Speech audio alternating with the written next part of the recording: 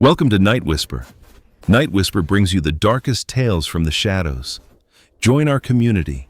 Subscribe, leave a like, and prepare yourself for stories that will haunt your dreams. I've been doing security at vacant buildings for 7 years now. 7 years of deserted hallways, quiet rooms, and only the light of my flashlight and the sound of the radio for keeping me company. Through it all, I only had one motto: trust your instincts. That was until tonight at St. Helena's Hospital. I'm not sure if I made it out. There was nothing ambiguous about the ad. St. Helena's has been closed for 15 years, ever since the state withdrew its funding and the hospital went bankrupt. This monstrosity of a structure stood on the outskirts of town, a 5-story brick monstrosity with crooked windows, gradually being consumed by the dirt. Some gung-ho developer purchased it 6 months back with the intention of converting it into high-rise apartments. However, they required someone to tinker with vagrants and copper crooks until they sorted out their legal and asbestos analysis mumbo-jumbo. Oh, easy money, I figured. Just walk through the floors, check the doors, make sure there aren't any squatters. 12-hour days, 4 nights a week. Pay was good enough. I didn't bother asking questions. I should have asked more questions. The money was the first red flag. $200 a night, cash. No taxes, no paperwork beyond signing a liability waiver that basically said if I died on the property, it wasn't their problem. Most security gigs paid half that, and they wanted background checks, drug tests, references. This one? Patricia just looked at my resume, asked if I was comfortable working alone, and handed me the keys. "Nobody lasts long here," she'd said, almost as an afterthought. "The last guy made it 3 shifts, the one before that, just 1 night." "Why'd they quit?" I'd asked. She'd shrugged. "They never said. Just stopped showing up, stopped answering their phones." She'd looked at me then, really looked at me. "You strike me as someone who doesn't scare easy, am I right?" I'd nodded. I'd worked security at crime scenes, at gang territories, at buildings where murders had happened. I'd seen things that would make most people quit on the spot. An empty hospital didn't worry me. Looking back, I realized she wasn't trying to reassure me. She was testing me, seeing if I was dumb enough or desperate enough to take the job. I was both. My first shift started at 8 p.m. on a Tuesday in late October. The sun was already down when I pulled into the crumbling parking lot. The building loomed against the darkening sky, most of its windows either boarded up or punched out by vandals. A chain-link fence surrounded the property, topped with razor wire. Someone had bothered to fix the main gate, at least. It swung open when I punched in the code they'd given me. I parked near the main entrance and grabbed my gear: flashlight, radio, clipboard, keys. The developer's property manager, a tired-looking woman named Patricia, had given me a quick walkthrough that afternoon. Most of the building was stripped bare, equipment gone, furniture removed, anything valuable long since scavenged. What remained were corridors and empty rooms, old medical charts scattered on floors, the occasional wheelchair left to rust in a corner. Patricia had shown me the security office on the ground floor, a windowless room with a metal desk, a folding chair, and a bank of monitors showing camera feeds. Half the cameras were dead, their screens showing nothing but static. The ones that worked displayed grainy black and white views of hallways, stairwells, the parking lot. "Just do a sweep every couple hours," Patricia had said, handing me a route map. "Ground floor, then 2nd, 3rd, 4th, 5th. Check the doors to make sure nobody's broken in. Most of them are chained from the outside, but better safe than sorry." She'd pointed at the monitors. "These cameras are your friends. You see anything weird, anything at all, you radio me immediately. I don't care if it's 3 in the morning, you call." "What kind of weird?" I'd asked. "Lights where there shouldn't be lights. Doors opening on their own. People who aren't supposed to be here." She'd paused. "Movement in areas that should be empty." "Has that happened before?" "Every night," she'd said quietly. "Every single night, something shows up on these cameras. Shadows, shapes, things that don't make sense." She'd tapped one of the dead monitors. "That's why half of these don't work anymore. They kept showing things we couldn't explain, so we shut them off. I'd laughed, thinking she was messing with me, trying to spook the new guy, but her face was dead serious. "I'm not joking," she'd said. "This building has a history, a bad one. People died here, a lot of people, and not all of them peacefully." She'd shown me the route then, walking me through each floor during daylight hours. The second floor had been general medicine. Patient rooms lined both sides of the main corridor, maybe 40 rooms total. Most of the doors were gone, yanked off their hinges by scrappers looking for metal. The rooms were empty shells. No beds, no equipment, just bare walls and water-stained ceilings.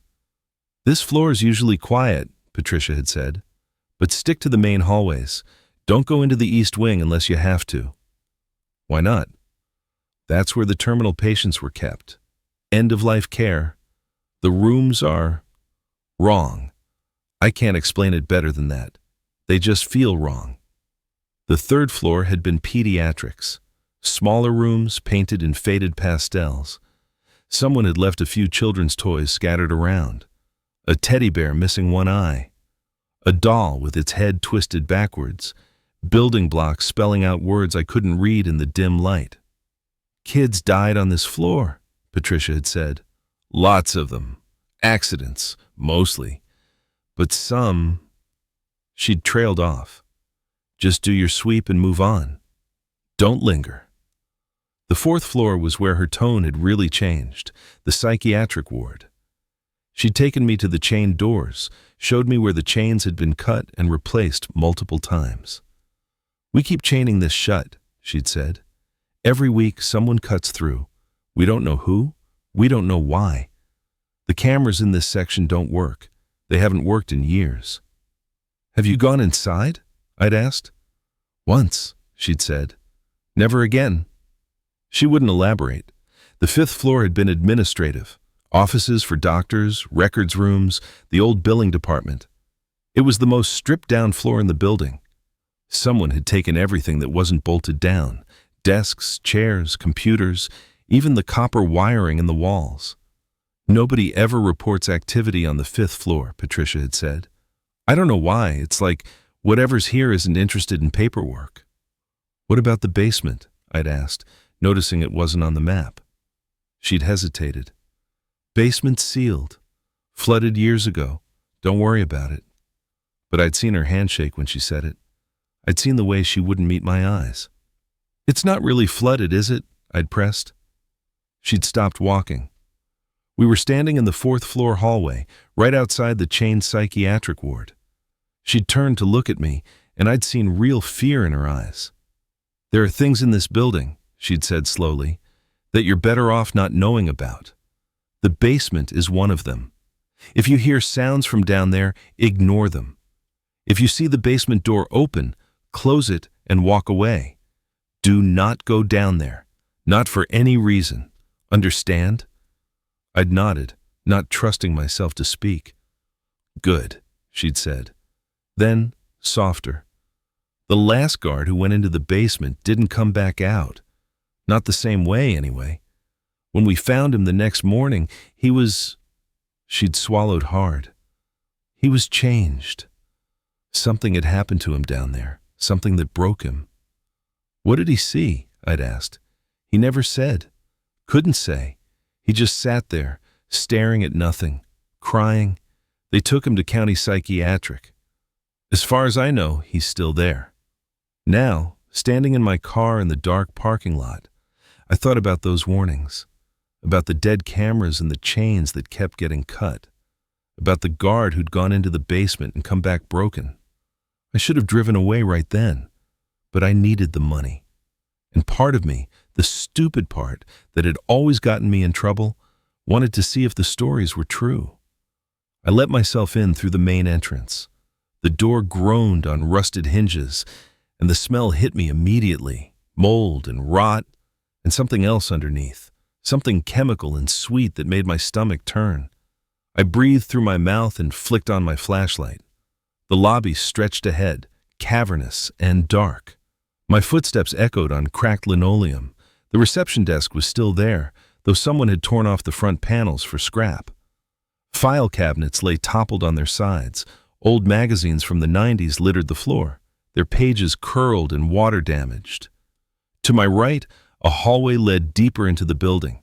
To my left, the security office. I made my way to the office and set up for the night. The monitors hummed to life when I hit the power. Most showed exactly what I expected. Empty hallways, dark rooms, nothing moving. The camera covering the north stairwell was out, just showing static. Same with the one on the 4th floor east wing. 8 p.m. became 9, then 10. I did my first sweep at 10:30, starting with the ground floor.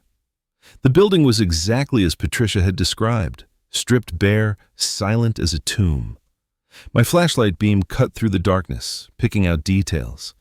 Peeling paint on the walls, water stains on the ceiling tiles, a broken wheelchair in what used to be the pharmacy.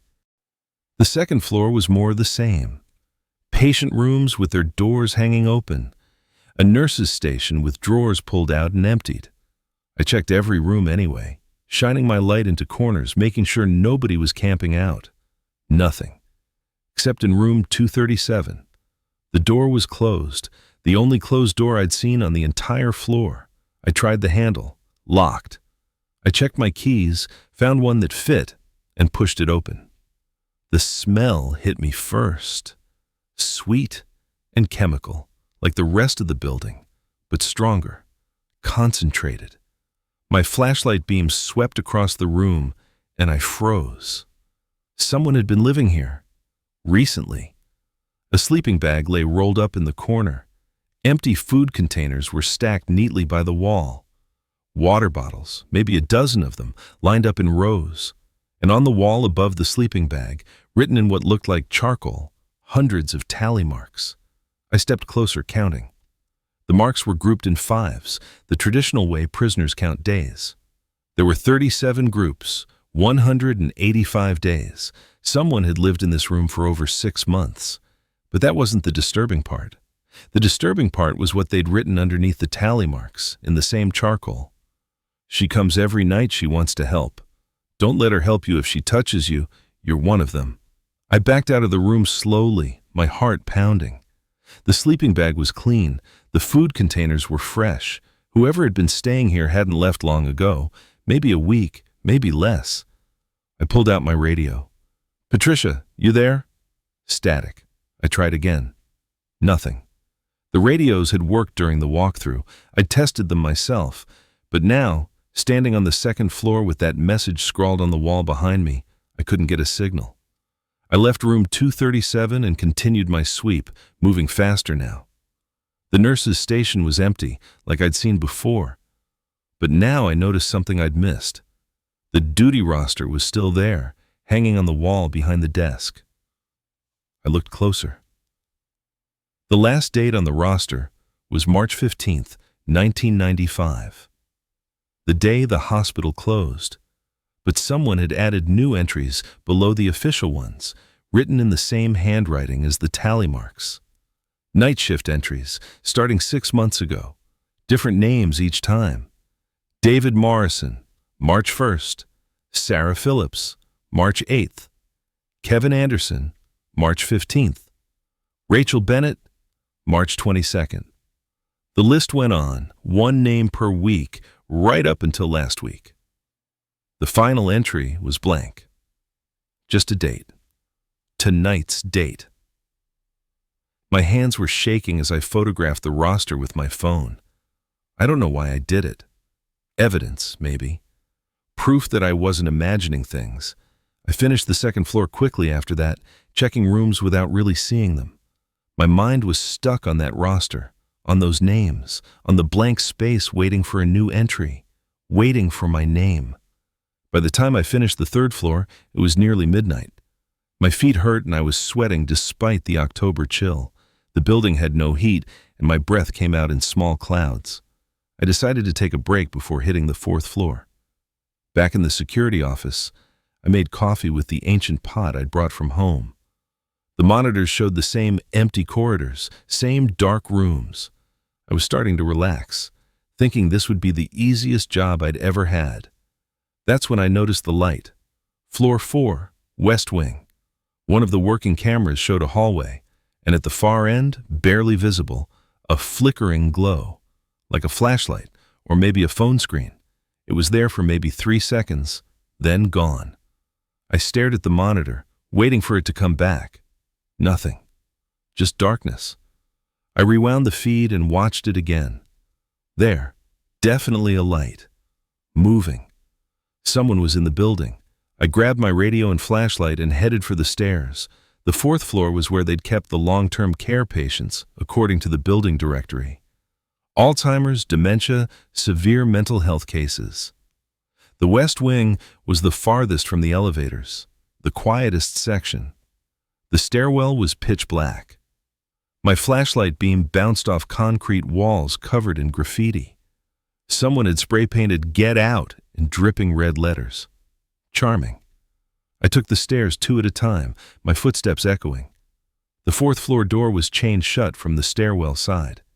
Heavy chains wrapped through the handles, secured with a padlock. I checked my keys. Sure enough, one of them fit. I unlocked it, unwrapped the chains, and pulled the door open. The hallway beyond was silent, dark. My light swept down the corridor, picking out empty doorways, fallen ceiling tiles, more water damage. No sign of anyone. No light. "Security," I called out. "Building's closed. If someone's in here, you need to leave now." My voice echoed and died. No response. I started down the hallway, checking rooms one by one. Empty. Empty. Empty. Most of the doors were missing entirely. The ones that remained hung crooked on broken hinges. Halfway down the hall, I found the first strange thing. A patient room, like all the others. But in the corner, someone had set up what looked like a makeshift altar. Candles, the cheap white kind you buy at grocery stores. At least a dozen of them, arranged in a circle. In the center of the circle, a photograph. Old, faded, showing a woman in a nurse's uniform.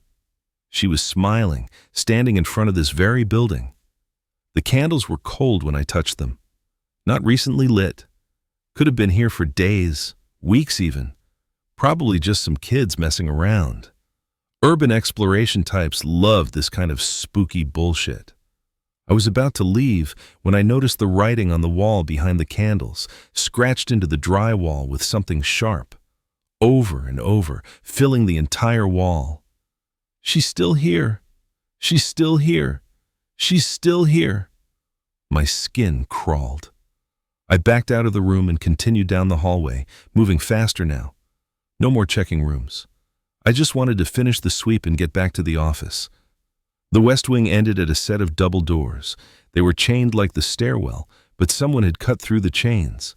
Fresh cuts, bright metal showing through. The chains lay on the floor in a neat pile.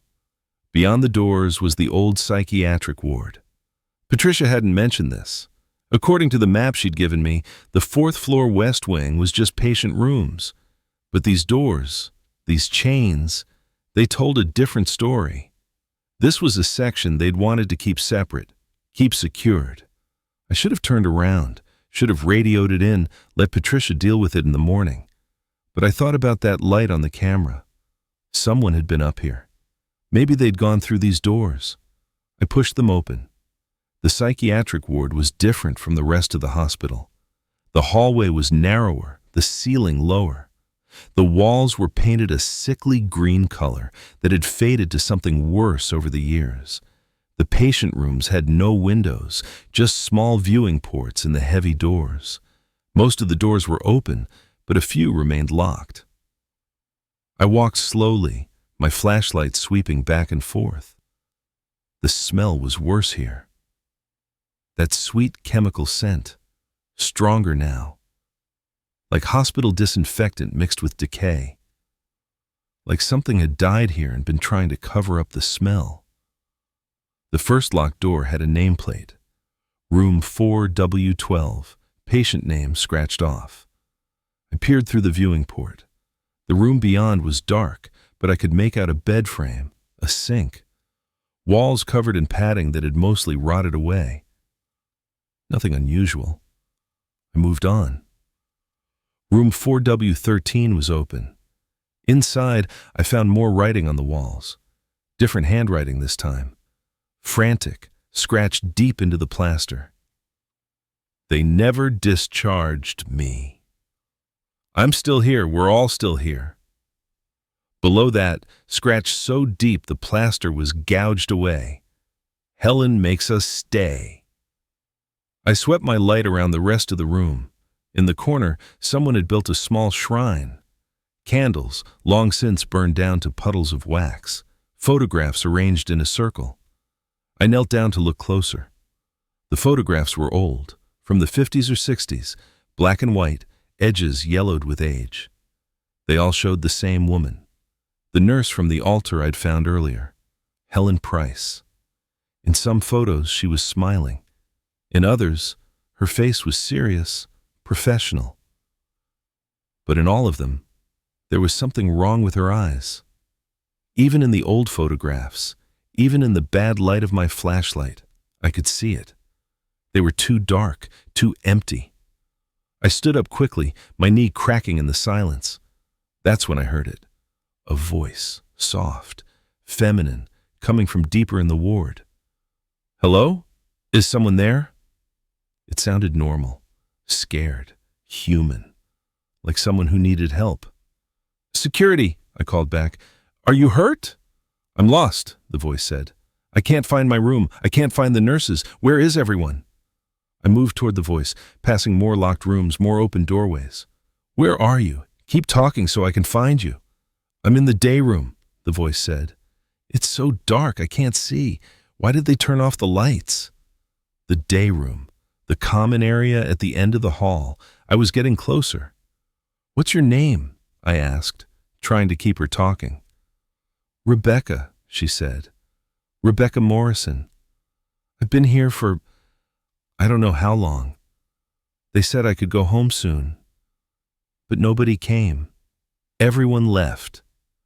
"I'm going to help you, Rebecca," I said, even though something in my gut was screaming at me to run. "Just stay where you are." I passed room 4W15, the one with the white coat. I glanced through the viewing port again. The coat was still there, still impossibly clean, but now I could see something I'd missed before. There was writing on the coat, names written in faded ink across the back. I couldn't read them all, but I caught a few. Morrison, Phillips, Anderson, Bennett. The same names from the duty roster, the same names from the list I'd found on the second floor. "Please hurry," Rebecca's voice called. "I'm scared. It's getting colder." I should have stopped, should have recognized the wrongness of it all. A voice calling from an abandoned building, names appearing in multiple locations, the cold. But I kept walking, kept moving toward that voice, because part of me needed to know, needed to see. Room 4W18 had its door hanging open. Inside, I found medical equipment, old stuff, probably from the 60s. An electroshock therapy machine, its wires tangled and corroded, a gurney with restraints still attached, tables covered in instruments I couldn't name, and on the wall, a chalkboard. Someone had written on it recently, the chalk still bright and clear. Treatment schedule, March 2024. Patient M, Monday, Wednesday, Friday. Patient P, Tuesday, Thursday. Patient A, Monday, Thursday. Patient B, Wednesday, Saturday. Below that, new patient. Tonight, diagnosis, resistant to treatment. Prognosis, poor. My blood ran cold. I backed out of the room and continued toward the day room, moving faster now. The voice had gone silent.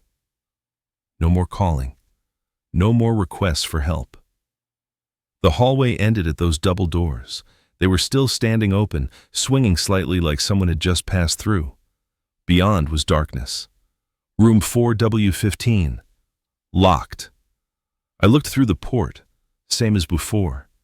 Empty bed, empty room. But then I saw it. In the corner where my light barely reached, something hanging on the wall. I adjusted my angle, pressing my face closer to the cold metal. It was a coat. A white coat. A doctor's coat hanging on a hook. Perfectly clean, perfectly white. Like it had been hung there yesterday. Impossible. impossible. The building had been abandoned for 15 years. Everything else was covered in dust, rotting away. But this coat looked brand new. I tried the door, locked tight. I checked my keys, but none of them fit. Probably better that way. I was about to turn back when I heard it. A sound from deeper in the ward. Soft at first, then louder. Crying. Someone was crying. It sounded like a woman. "Hello?" I called out. "Are you hurt? I'm security. I can help you." The crying stopped. For a moment, there was nothing but silence. Then I heard footsteps. Light, quick footsteps, moving away from me toward the end of the hallway. I ran. The hallway ended at another set of double doors. These were wide open, swinging slowly like someone had just gone through them. Beyond was a large room, the common area, probably, where patients would have gathered during the day. I swept my light across the space, chairs overturned, tables broken, windows boarded up, and in the center of the room, standing with her back to me, a figure. She was wearing a nurse's uniform, old-fashioned, like from the 50s or 60s. White dress, white cap. Her hair was dark, pulled back in a bun. She stood perfectly still, facing the far wall. "Miss?" I took a step forward. "Are you okay?" She didn't move, didn't respond, just stood there, silent and still. I moved closer, my light trained on her. There was something wrong with the way she stood. Too rigid, too perfect, like a mannequin. "I need you to turn around," I said, trying to keep my voice steady. "The building's closed. You can't be here." She turned. God help me, she turned, but she didn't turn the way a person turns. She rotated. Her feet stayed planted, her body stayed still, and her head just twisted, all the way around, like an owl, until she was facing me with her head on backwards. I saw her face for maybe 2 seconds, pale, too pale, eyes black and sunken, mouth open in a scream or a laugh, I couldn't tell which. Then I ran. I don't remember much about getting out of the psychiatric ward. I remember crashing through doors, my flashlight beam wild and useless. I remember falling on the stairs, skinning my hands on the concrete. I remember bursting back into the security office and slamming the door behind me, my heart hammering so hard I thought I might be having a heart attack. I sat there for maybe 10 minutes trying to catch my breath, trying to convince myself I'd imagined it. Trick of the light, fatigue. Maybe someone had left a mannequin, and my mind had done the rest. But I knew what I'd seen. I looked at the monitors. The 4th floor West Wing camera was still working, showing the hallway outside the psychiatric ward. Empty. No one there. No woman in a nurse's uniform. I checked my watch. 2 a.m. 6 more hours until my shift ended. I wasn't going back up there. No way. I'd stay in the office, do my sweeps on the lower floors only. If Patricia asked why I didn't check the 4th floor, I'd lie, say the doors were locked and I didn't have the keys. The coffee had gone cold, but I drank it anyway. I needed something to do with my hands, something to focus on besides the memory of that face, that impossible, terrible face. At 3 a.m., the lights went out. Not just in the security office, everywhere. Every camera feed went dark. The emergency lighting should have kicked in, but nothing happened. I was sitting in absolute darkness, the only sound my own breathing. I fumbled for my flashlight and clicked it on. The beam was dimmer than before, batteries running low. I'd need to change them soon. The building was completely silent. No hum of electronics, no distant sounds of the city outside. Just silence, heavy and oppressive. I should have left then. Should have walked out the front door, driven home, and never come back.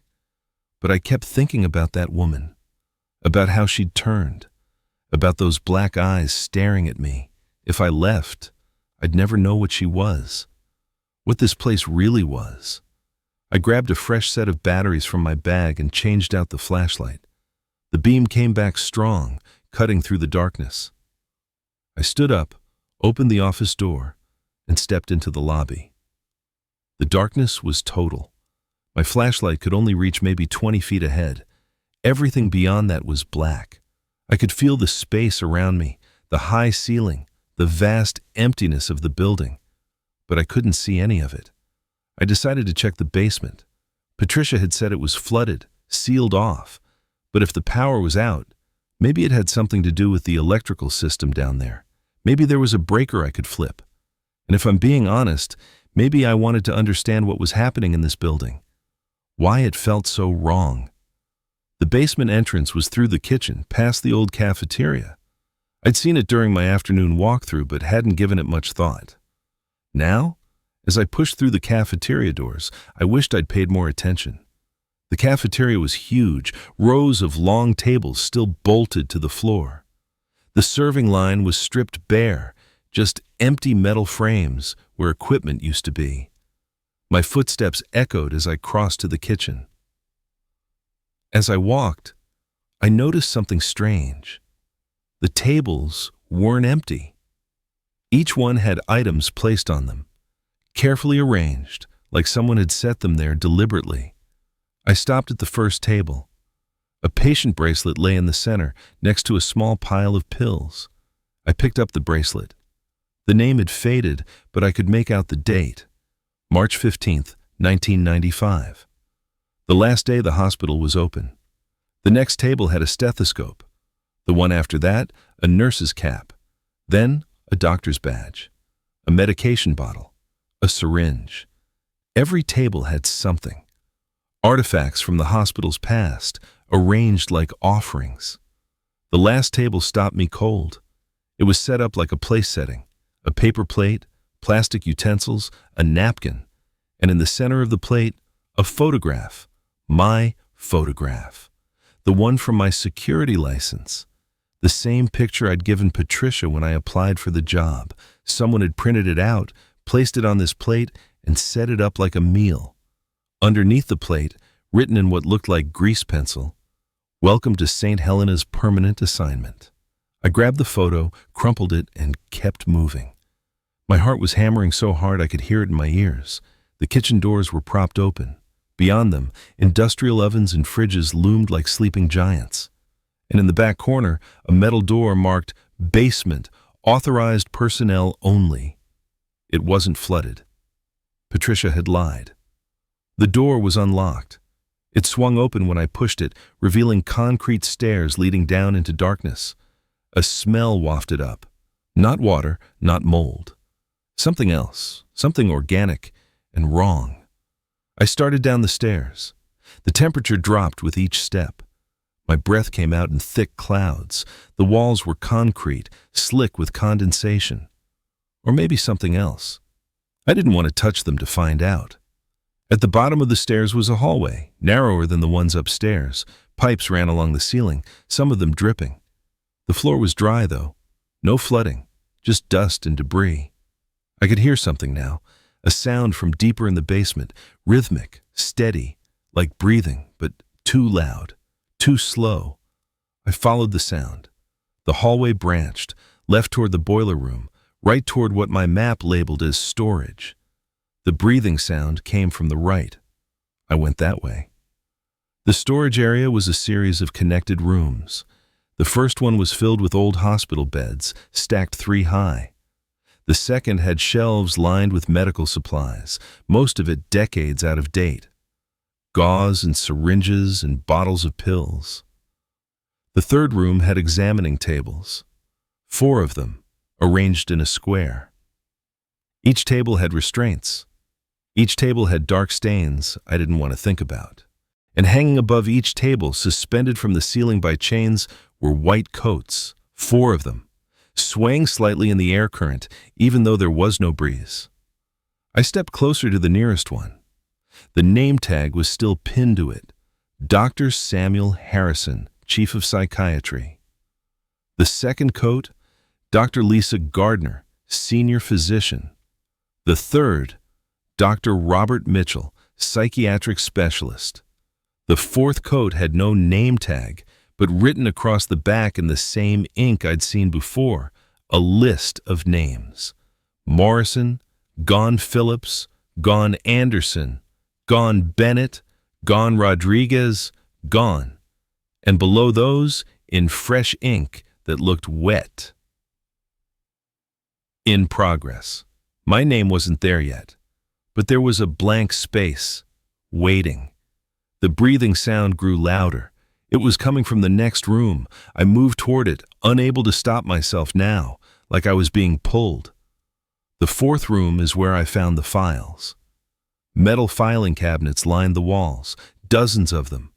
All of them open, all of them full. Patient records, I realized. Thousands of them. Every patient who'd ever stayed at St. Helena's, their information preserved in yellowing paper and faded ink. But that's not what made me stop. What made me stop was the center of the room. Someone had built an operating theater down here. A real one, complete with surgical lights, tables, monitors, modern equipment, not the old stuff from upstairs. This was new. This was recent. And lying on the tables were bodies, 5 of them, covered in white sheets. I could see the shapes underneath, the forms of people. My legs felt like water, but I moved closer. I had to know. I had to see. I pulled back the first sheet. The face underneath was young, maybe 25, male. His eyes were closed, and for a moment I thought he was sleeping, but his skin was too pale, too cold-looking. And his eyes, when I looked closer, I could see they were moving beneath the lids, rapid eye movement, like he was dreaming. I checked for a pulse. Nothing. I pulled back the second sheet. A woman this time, dark hair, maybe 30. Same pale skin, same moving eyes. The third, fourth, and fifth were the same. All of them dead but dreaming. All of them preserved somehow, kept in this state between life and death. I looked at their wristbands. Each one had a name, a date, and a single word. David Morrison, March 1st, 2024. Permanent. Sarah Phillips, March 8th, 2024. Permanent. Kevin Anderson, March 15th, 2024. Permanent. Rachel Bennett, March 22nd, 2024. Permanent. Marcus Rodriguez, March 29th, 2024. Permanent. The same names from the roster. The same names from the white coat. The security guards who'd worked here before me, they hadn't quit. They hadn't stopped showing up. They were here. They'd always been here. I stumbled backward, knocking into a filing cabinet. Files spilled onto the floor. I grabbed one at random, desperate for any explanation. It was Helen Price's file. But there was more here than what I'd read before. Additional pages, notes from doctors, observations. March 1952. Patient believes she can prevent death through intervention. Claims to hear death approaching. Delusions increasing. June 1954. Patient has attempted to save 3 other patients this month. Methods include suffocation, poisoning, drowning. States she must kill them before death takes them naturally. Transferred to maximum security. November 1958. Patient has developed new fixation. States she is building an army. That she will save everyone by making them permanent. Recommends continued isolation. January 1995. Patient increasingly agitated. States her time is coming. That she will finally be able to complete her work. Security measures increased. March 1995. Patient found dead in locked room. Autopsy impossible. Body missing. Staff reporting sightings throughout building. Immediate closure recommended. The file ended there. But someone had added a new note, dated just 3 months ago.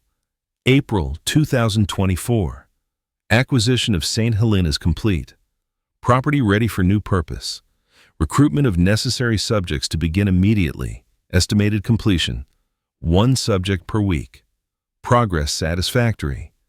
And at the bottom, in handwriting I didn't recognize. She was right all along. Death can be stopped. We just had to let her show us how. The breathing sounds stopped. The silence was worse. Metal filing cabinets lined the walls, dozens of them, all of them open, all of them full. Patient records, I realized. Thousands of them. Every patient who'd ever stayed at St. Helena's, their information preserved in yellowing paper and faded ink. I pulled one at random. Sandra Mitchell, admitted 1987, paranoid schizophrenia. Treated with electroshock therapy, medications. Discharged 1989. I pulled another. James Rodriguez, admitted 1973. Severe depression. Multiple suicide attempts. Died in hospital 1975. Cause of death. Hanging. More files, more names, more deaths. So many deaths. And then I found the file that explained everything. Her name was Helen Price, admitted to St. Helena's in 1952 when the hospital first opened. Diagnosis: religious mania, violent tendencies. She'd been a nurse before her breakdown. She'd worked at a hospital in Boston, but something had happened. Something that made her believe she could see death, that she could hear it coming. She'd tried to stop it, tried to save patients before death arrived. But the methods she used, electrocution, suffocation, poison. She'd killed 17 people before they caught her. St. Helena's had kept her in the psychiatric ward for 43 years, from 1952 until 1995, when she died. The cause of death was listed as natural causes, but someone had written a note in the margins. Found in locked room, door and window secured from inside. Autopsy showed no food or water in system for minimum 2 weeks. Impossible survival. Recommend cremation immediately. But they hadn't cremated her. Another note, dated a week later. Body missing from morgue. Security footage shows no entry or exit. All doors were locked. Investigation ongoing. The file ended there. I stood in that basement storage room, holding Helen Price's file, and I understood. The light I'd seen on the camera. The woman in the nurse's uniform. The white coat in the locked room. She was still here, still trying to save people, still trying to stop death. And I was the only living person in the building. The breathing sound grew louder. I turned around slowly. The doorway behind me was empty, but I could feel something there. Something waiting, something watching. My flashlight flickered. The batteries shouldn't be dying yet. I'd just changed them, but the beam was growing dimmer by the second. I ran, back through the storage rooms, back through the supply room with its shelves of rotting medical equipment, back to the hallway. The stairs seemed impossibly far away. My footsteps echoed like thunder in the confined space. Behind me, I heard other footsteps. Light. Quick. Getting closer. I hit the stairs and took them 3 at a time. My lungs burned. My legs screamed. But I kept going, kept climbing, until I burst through the basement door and into the kitchen. I slammed the door behind me and leaned against it, gasping for breath. For a moment, there was nothing. No sound from the basement, no sense of pursuit. Then, the door shuddered. Something hit it from the other side, hard. The metal buckled slightly. Another hit, harder this time. I could hear it now. Not breathing, screaming.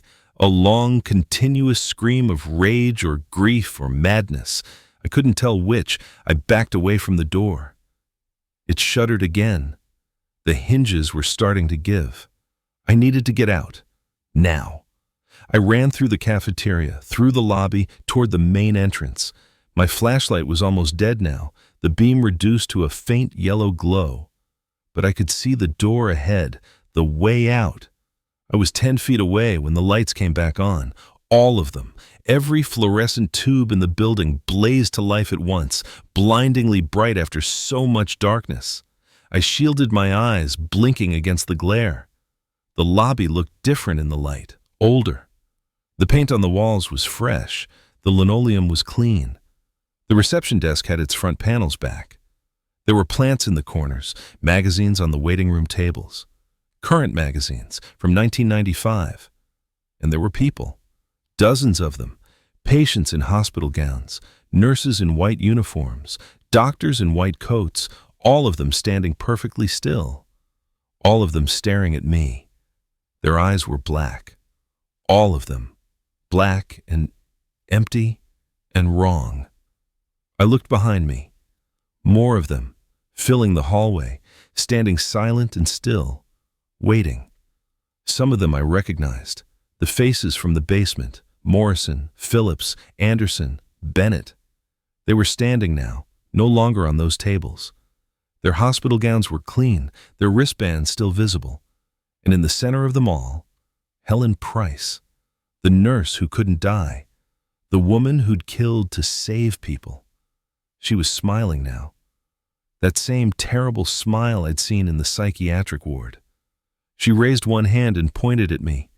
"He doesn't belong here," she said. Her voice was soft, almost kind. "He's not a patient. He's not sick. We can't help him." "Yet," one of the doctors said. His badge read, Dr. Harrison, the name from the white coat in the basement. "He's not sick yet, but he will be. They always break. They always need us." The others moved, all at once, surging forward like a wave. I turned and ran for the door. It was locked. I pulled at it, yanked at it, threw my shoulder against it. It wouldn't budge. Behind me I could hear them coming, footsteps like thunder, that breathing sound loud enough to shake the walls. "Don't fight it," Helen's voice called. "We're trying to help you. We help everyone who comes here. We keep them safe. We keep them permanent." "You killed them!" I screamed, still pulling at the door. "You murdered them!" "We saved them," she said. She was closer now. I could hear her right behind me. Death was coming for them. We stopped it. We made them permanent. They'll never die now. They'll never leave. They'll be here forever, safe and whole and ours. I felt her hand on my shoulder. Cold, so cold it burned. "You'll be safe too," she whispered. "No more pain, no more fear, no more death. Just us. Forever." I spun around, pulling away from her touch. She was standing right there, inches from my face. Up close, I could see what was wrong with her. The skin was too smooth, too perfect, like a wax figure, and her eyes, they weren't just black. They were empty, voids where eyes should be. "I don't want your help," I said. "Everyone says that," she said sadly. "At first, but then they understand. Then they're grateful." The others were surrounding us now, a circle of dead-eyed patients and staff, all of them smiling, all of them reaching out with cold hands. I closed my eyes. This was it. This was how I'd end up. On a table in the basement, preserved but not alive. Permanent. Another name on the list. But then I remembered something. Something from Helen's file. From the notes about her death, found in locked room, door and window secured from inside. She couldn't leave. None of them could. They were trapped here, bound to this building. That's why they needed new people, new patients.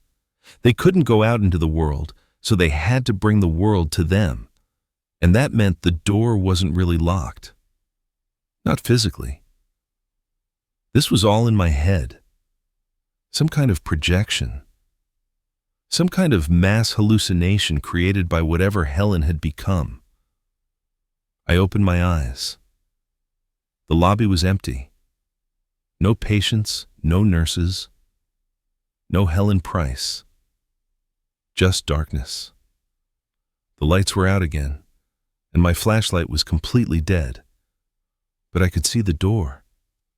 It was glowing, faintly, like moonlight was streaming through it from outside. I grabbed the handle and pushed. It swung open easily. But something grabbed my ankle. I looked down. A hand, pale and cold, was reaching out from the floor. The linoleum had turned liquid, like water, and more hands were emerging, dozens of them, hundreds, all reaching for me. "You can't leave," Helen's voice said. It was coming from everywhere now, the walls, the ceiling, the floor. "No one leaves St. Helena's. We make sure of that." I kicked free and ran. The hands grabbed at my legs, my coat, my shoes. I lost one shoe, then the other. But I kept moving, kept pushing forward. The parking lot looked wrong. The asphalt was moving, rippling like water. My car was sinking into it, already halfway gone.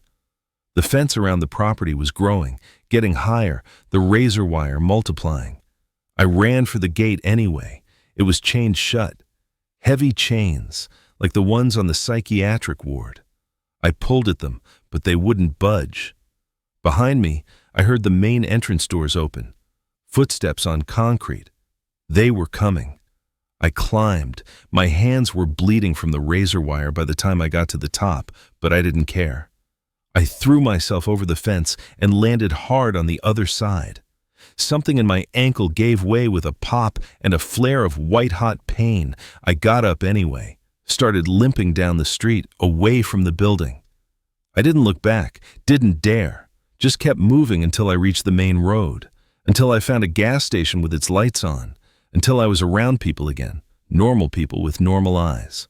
The clerk called an ambulance when he saw me. Bloody, barefoot, babbling about a hospital that wouldn't let me leave.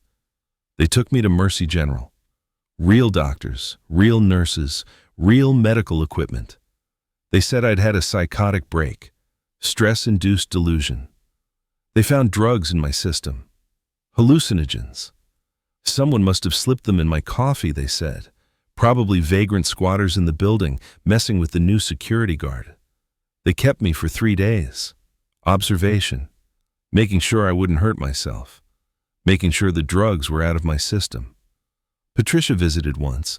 She didn't seem surprised by any of it. "You made it out," she said.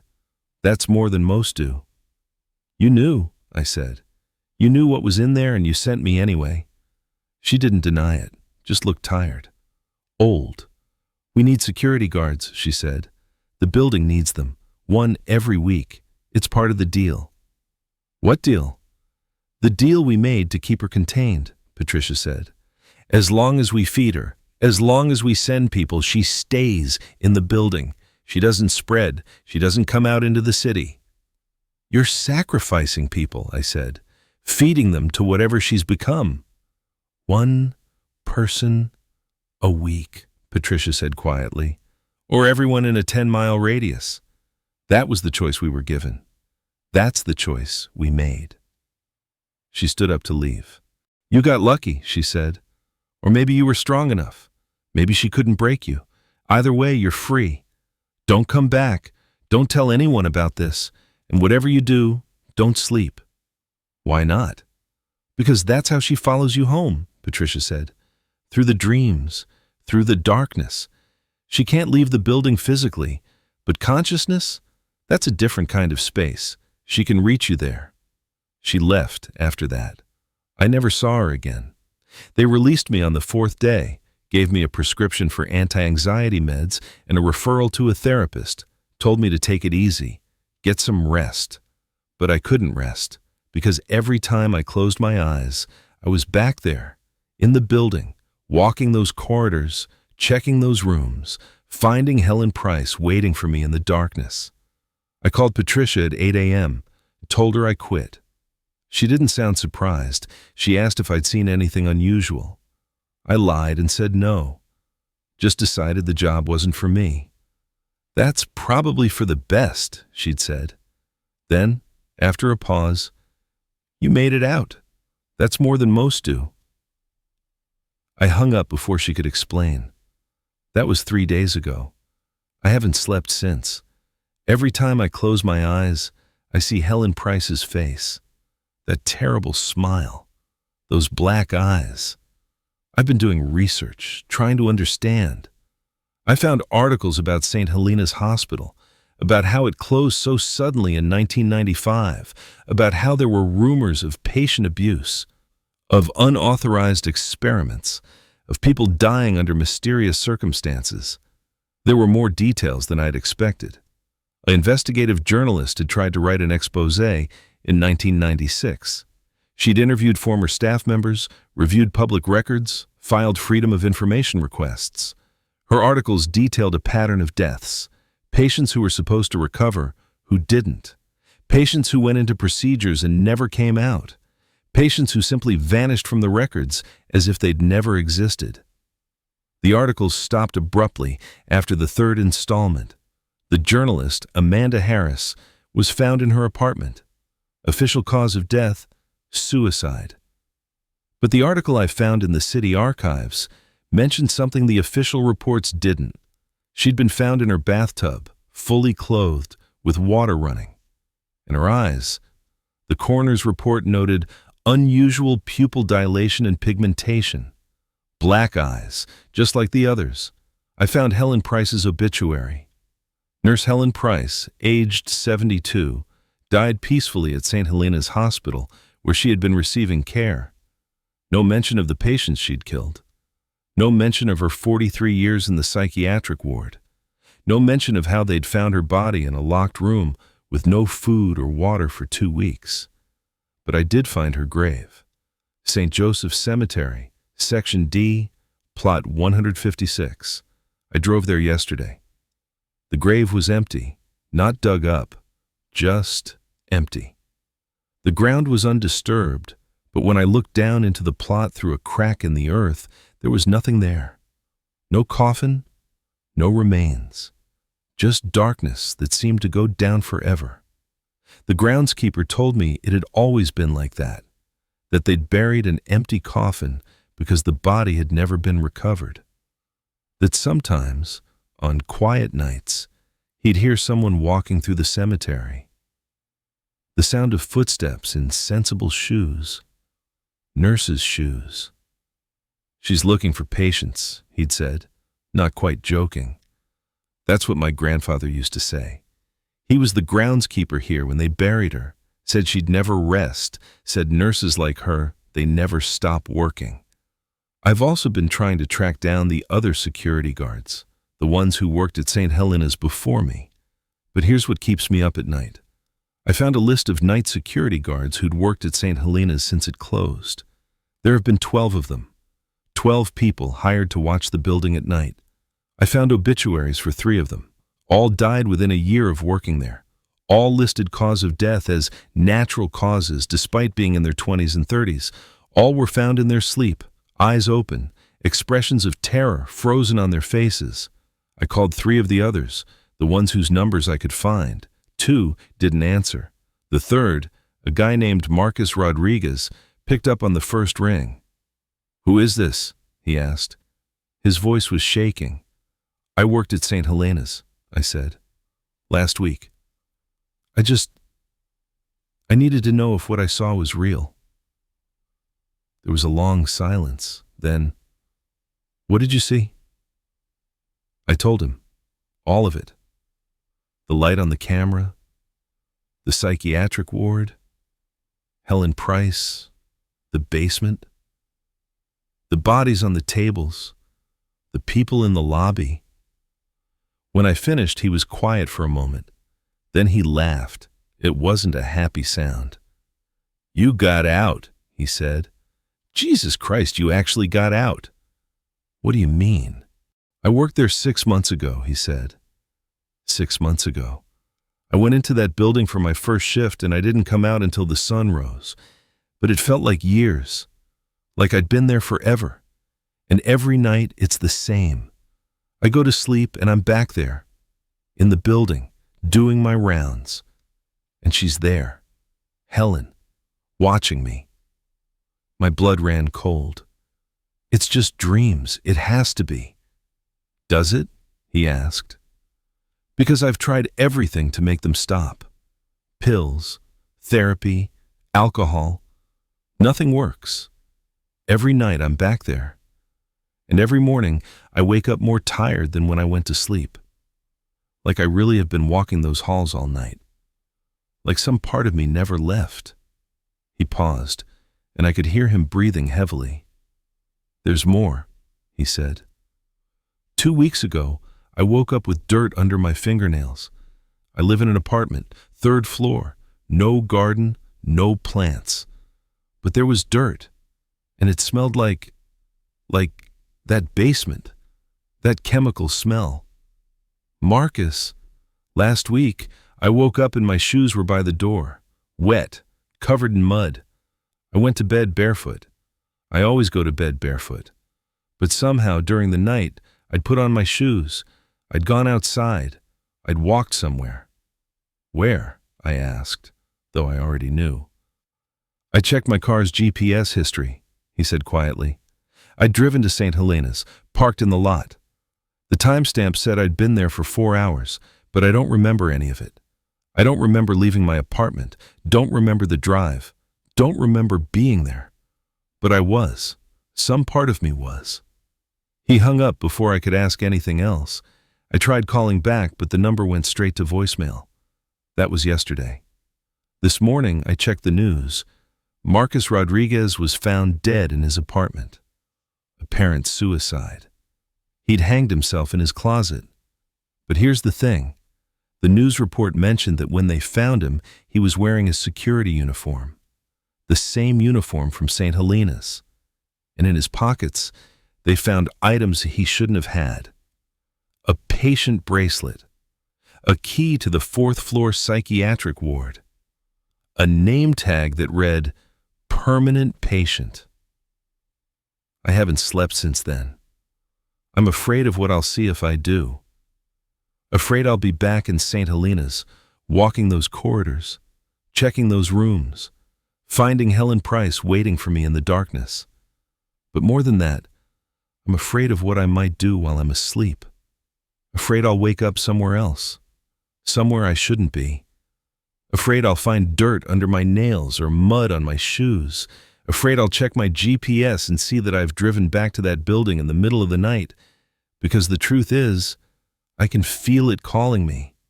Even now, even awake, I can feel the pull, like a hook in my chest, tugging me back to those empty corridors, back to those dark rooms, back to Helen and her permanent patients. The developer pulled out last week. They're not converting the building anymore. The asbestos was too extensive, they said. The cost of renovation too high. They're going to demolish it instead, tear it down and build something new. But when I called to ask about the demolition schedule, the number was disconnected. And when I drove past St. Helena's yesterday, I saw workers at the fence, not demolition crews. New fences, higher walls, more chains, more locks. They're not tearing it down. They're sealing it up, making sure nothing gets out. And Patricia was right about one thing. They do need security guards. I've seen the job posting. It's back online. Same description, same pay, same 12-hour shifts. Different name, though. Not Patricia's company anymore. Some new outfit. But the requirements are the same. Must be comfortable working alone. Must be able to work nights. No experience necessary. I wonder how long until they find someone. How long until another person shows up at that gate, thinking they've found easy money? How long until Helen has a new patient to add to her collection? I hope they do. I hope they reduce St. Helena's to rubble and dust, salt the earth where it stood. Because whatever is in that building, it needs to be destroyed. But I don't think it will be that easy. I think Helen Price found a way to survive death. I think she's been waiting in that building for 30 years, collecting souls, collecting patients who can never leave. And I think she's still waiting, still trying to save people in her own terrible way, still believing she can stop death by becoming death itself. Last night I drove past St. Helena's. I couldn't help myself. I had to see it one more time. The building sat dark against the night sky, exactly as I remembered. But as I watched, lights flickered on in the 4th floor windows. the psychiatric ward. And in one of those windows, I saw a figure, white uniform, dark hair, standing perfectly still. She waved at me. I drove home, and I've been writing this ever since. Writing it down so someone will know what happened, so someone will understand if I disappear. Because tonight, when I close my eyes, I know where I'll be. I'll be walking the corridors of St. Helena's Hospital, doing my rounds, checking the doors, and Helen Price will be there, waiting, always waiting. Some buildings don't let you leave. Some jobs follow you home. And some things that should have stayed dead keep on working, night after night, forever. I just hope I'm strong enough to resist, to keep waking up, to not become another name in those files. But I'm tired, so tired, and the building is calling me back. If you're reading this and they offer you a job at St. Helena's Hospital, don't take it. No matter how good the pay is, no matter how easy it seems, that place takes something from you. Something you can never get back. The building is scheduled for demolition next month. But I don't think that matters anymore. I think Helen Price found a way to exist outside of walls and floors. I think she's in the darkness now. In all the darkness. Waiting. And tonight, when I finally sleep, she'll be waiting for me too.